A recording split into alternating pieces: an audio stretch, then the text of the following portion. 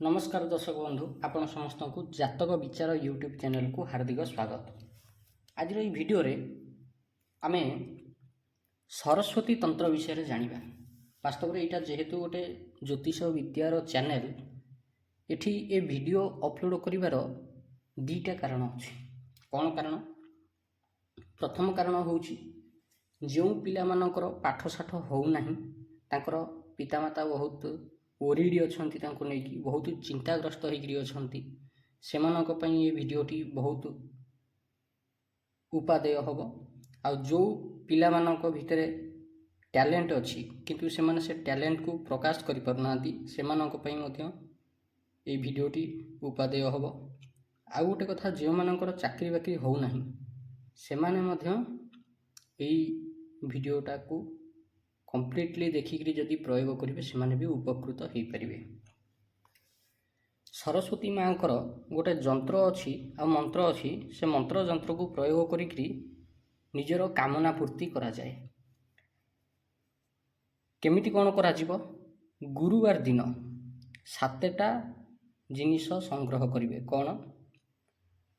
700 ग्राम अरुआ चाउल, धला फूल 7टा, नुआ कपड़ा गोटे 70 सेंटीमीटर धलार, 7 जोड़ा धला कौड़ी, 7 जोड़ार अर्थ हूँ 14टी कौड़ी, तापर कौन सी धार्मिक पुस्तक 7 खंड, आउ धला राशि 100 ग्राम, धला चंदन छोट छोट 7 खंड, तापर छोट छोट शंखा 7टा। एतिकी जिनिस आपन को संग्रह करिया को पड़िबो। कौन करिवे? आपण विद्यार्थी हेई थांतु, जदि पाठ साठ हो नाही विद्या प्राप्ति पई चाहुछंती तेबे भी प्रयोग करि परिबे। जे माने परीक्षा रे भलो मार्क रखिया पई चाहुछंती से माने ए प्रयोग करि परिबे। जे माने चाकरी प्राप्ति करिया पई चाहुछंती से माने मध्य एई प्रयोगटा को करि परिबे। किंतु ध्यान देबे ए प्रयोगटा करूछंती बोली केबे भी काहाकू कहिबे नाही जे पर्यंत आपनकर से इच्छाटा पूर्ण न हेइछि। Concept clear? कौन करिवे? गोटे धलार कागज नहीं आसिबे।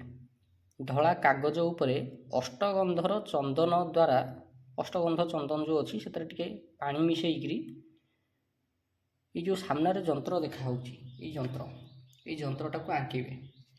जंत्र आंकियार गोटे नियम अच्छी। कौन अच्छी? सब प्रथमे गोल आंकिबे। गोल आंकी सारिया परे ये त्रिभुज आंकिबे। त्रिभुज जो आंकी मन रखी था प्रथमे आग भूपुर आंकिबे, तापर बाम को आंकिबे, तापर डाहाण को आंकिबे। आंकी सारिबा परे सबुठ प्रथमे एठी ऊपरे प्रणव मंत्र जोटा ओम लिखाई ओम लिखा हबो, तापर लेफ्ट साइड रे श्रीम लिखा हबो, मझिरे ह्रीम लिखा हबो, शेष रे क्लीम लिखा हबो, ता शेष रे नमः लिखा हबो। ये होउची जंत्र निर्माणर विधि। तापरे आपण को कार्य पाइका इटा को मनोस्कामना पाइका करूछंती सेटा लिखा जीवो। एठी उदाहरण स्वरूप मु मो निज ना लिखिछि। एठी जहा पाइका करूछंती ता ना लिखिबे। विद्या प्राप्ति हेतु करिष्ये।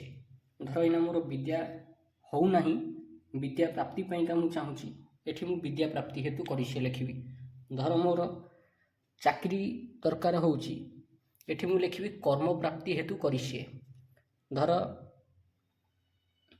कवि प्रतिभा जाग्रत हो पारु नहीं, सेठी मु लिखिबी कवित्व प्रतिभा प्राप्ति हेतु करिष्ये।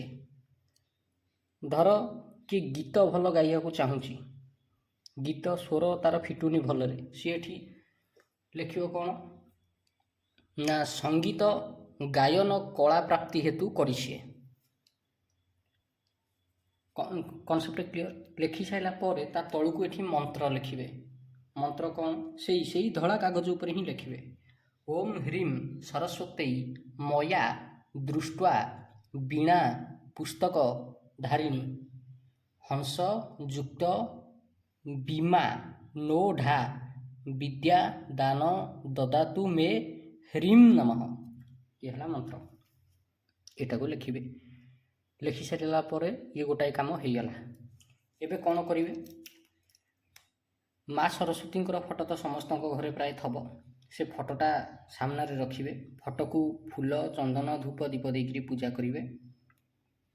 तापर गोटे प्लेट उपरे धଳାର कागज पके धଳାର कपड़ा पकेइबे। धଳा कपड़ा उपरे 100 ग्राम अरुआ चाउल रखिए, 7टा फूल रखिए, 7 जोड़ा कौड़ी रखिए, 7टा धार्मिक पुस्तक रखिए। धार्मिक पुस्तक माने हनुमान चालीसा, सरस्वती चालीसा, गीता भागवत किंबा अन्य कौन सी आध्यात्मिक पुस्तक हो, दुर्गा सहस्रनाम बही, जेकोसी बही हो 7 खंड रखिए। रखी सारा पर धड़ा खसा 100 ग्राम से रखिए। आउ छोट छोट जो चंदन खंड अच्छी ताकू रखिए। 7टा शंखा रखिए। रखी सारा पर या पुटुली बांधिदेवे।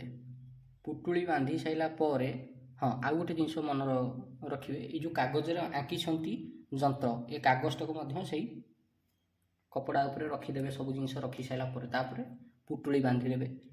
पुटुली बांधि सारा पर पुणी आउ थे माँ सरस्वती फूल चंदन धूप दीप देकरी भोग देकरी पूजा करेंगे। पूजा कर सारा पर यही मंत्रटा को 108 थर जप करेंगे।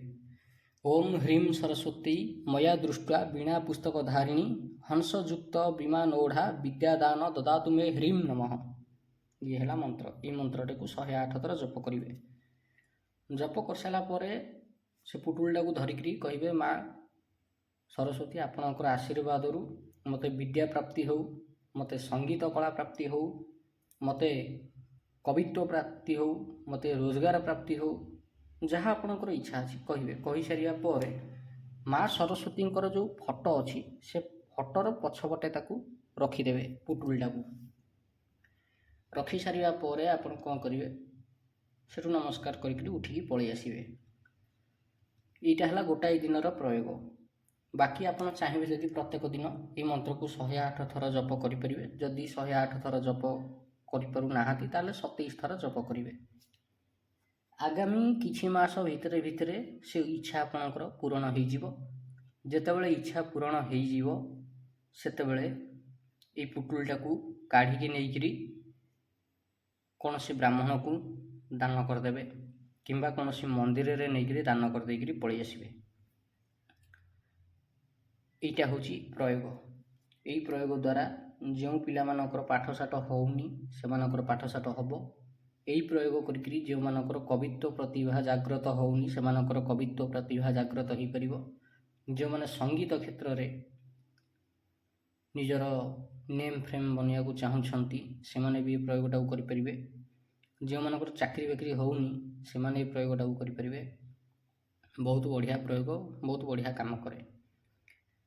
तेबे आज भिडियोटी एतिकी। आशा करुँच आपको भिडियोटी भल लगी। जदि भिडियोटी भल लगी ये भिडियो देखापी आपण आम चैनल जातक विचार को निहाती सब्सक्राइब करूँ। धन्यवाद।